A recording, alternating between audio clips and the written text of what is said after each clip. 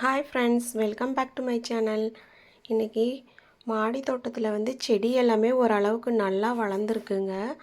பார்க்குறதுக்கே சூப்பராக இருக்குது. குட்டி குட்டியாக வந்து காய் வர அளவுக்கு, அதாவது பூ வர அந்த ஸ்டேஜுக்கு பக்கமாக வந்துருச்சு. எப்படியும் இன்னும் ஒரு 1 or 2 வீக்ஸில் பூ வச்சிரும். நம்ம காயும் குட்டியாக விட்டுரும். சரி, ஓகே, ஹாப்பியாக நம்ம அப்படியே சமையலுக்கு போயிடலாம். இன்றைக்கி வந்து நல்ல ஒரு பெரிய 3 கத்திரிக்காய் இருந்துச்சு. முள்ளு கத்திரிக்காய்ன்னு சொல்லுவாங்க. பெரிய பெரிய முள்ளு கத்திரிக்காய். சின்னதாக இருந்தால் அதை வந்து கண்டங்கத்திரின்னு சொல்லுவாங்க. நல்ல பெரிய சைஸில் இருக்கக்கூடிய 3 முள்ளு கத்திரிக்காய் எங்களுக்கு தெரிஞ்சவங்க கொடுத்தாங்க. ஸோ அதை வந்து இன்றைக்கி எப்படி குழம்பு செய்கிறதுன்னு சொல்லி பார்க்கலாம். இதை நான் குழம்பா செய்யலை, ஒரு கிரேவி மாதிரி ஒரு கன்சிஸ்டன்சிக்கு தான் நான் செய்ய போகிறேன்.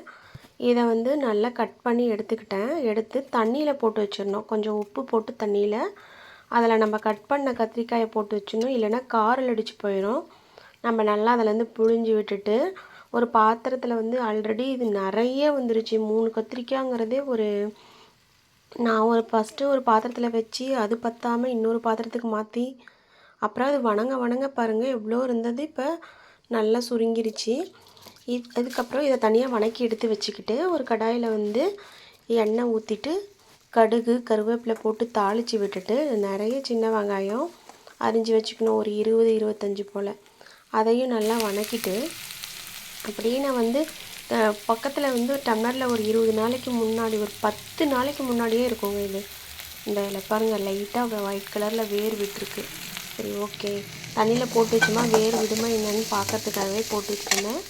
வெங்காயம் நல்லா வணங்கினதுக்கப்புறம் அதில் தக்காளி பழமாக ஆட் பண்ணிக்கணும். இப்போ வந்து தக்காளி பழம் ஆட் பண்ணிவிட்டு குழம்புக்கு தேவையான மசாலா, மல்லித்தூள், வரமிளகாய் தூள், மஞ்சள் தூள் இதெல்லாம் நம்ம ஆட் பண்ணி உப்பு போட்டுட்டு நல்லா அதை வந்து வணக்கிடணும். நல்லா வணங்கினதுக்கப்புறமா தண்ணியெலாம் தெளித்து விட்டு நல்லா வணங்கினதுக்கப்புறமா நம்ம ஃப்ரை பண்ணி வச்சுருக்க அந்த கத்திரிக்காயை அதோட ஆட் பண்ணிக்கலாம்.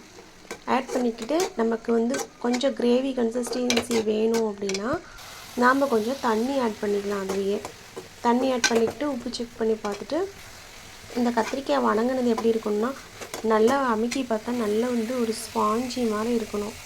சாதமும் வடிச்சிருக்கேன். இது எங்களுக்கு மதியத்துக்கு மட்டும்தான், அதனால் இதுவே போதும்.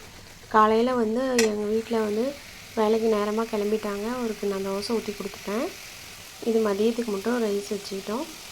நல்லா ஒரு மாதிரி ஸ்பாஞ்சியாக அமுத்துனா நல்லா வெந்திருந்துச்சு. செக் பண்ணி பார்த்துட்டு, ஆனால் அந்த நடுவில் இருக்கிற ஒரு சில காய் மட்டும் கொஞ்சம் ஹார்டாக தான் இருந்துச்சு. அதை நம்ம இதில் கொட்டி இது பண்ணும்பொழுது தண்ணி தெளித்து விட்டு கொஞ்சம் தண்ணி ஆட் பண்ணிவிட்டு நம்ம இன்னும் கொஞ்சம் ஒரு 5 மினிட்ஸ் மாதிரி வேக வச்சா அந்த தக்காளி பழத்தோடைய சாறுலாம் உள்ளே இறங்கி எசன்ஸ் நல்லாயிருக்கும்.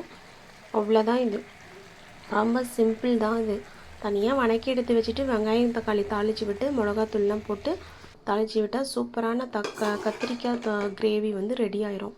நீங்கள் இன்னமுமே கூட கொஞ்சம் தண்ணி ஆட் பண்ணிக்கலாம். நான் வந்து அந்தளவுக்கு எனக்கு கிரேவி இந்த கொஞ்சம் திக்காக இருக்கட்டும் அப்படிங்கிறதுக்காக தண்ணி ஆட் பண்ணல. சாதத்துக்கு பிசைஞ்சு சாப்பிட நல்லாயிருக்கும். சூப்பரான கத்திரிக்காய் கிரேவி ரெடி. நீங்களும் செஞ்சு பாருங்கள், கண்டிப்பாக நல்லாயிருக்கும். இந்த முள்ளு கத்திரிக்காயில் நிறைய பெனிஃபிட்ஸ் இருக்குது. இது வந்து பசிக்கு சாப்பிடாமல் இருக்க பிள்ளைங்களுக்கு கூட கொடுக்கலாம். நிறைய ஹெல்த் பெனிஃபிட்ஸ் இருக்குது. செஞ்சு பாருங்கள். தேங்க்யூ.